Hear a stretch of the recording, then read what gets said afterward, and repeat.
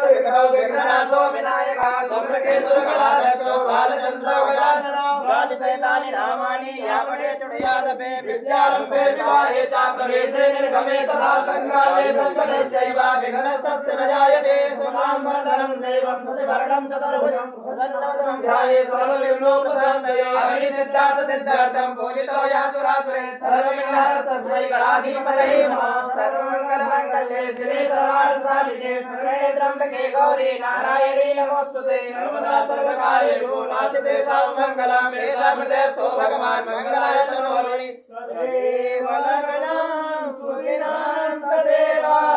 ताराबलं चन्द्रबलं तदेव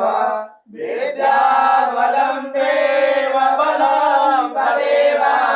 लक्ष्मीपते ते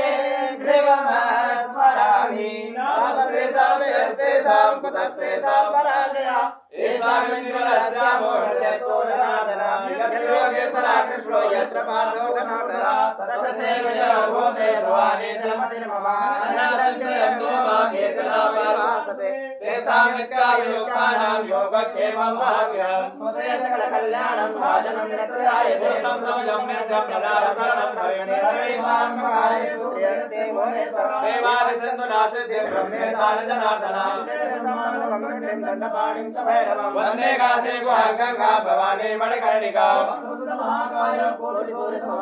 निर्विघ्नं कुरु मे देव सर्वकार्येषु सर्वदा विनायकं गुरुं बाणं ब्रह्माण्डं सरस्वती प्रणम्यादौ सर्वकार्यार्थसिद्धये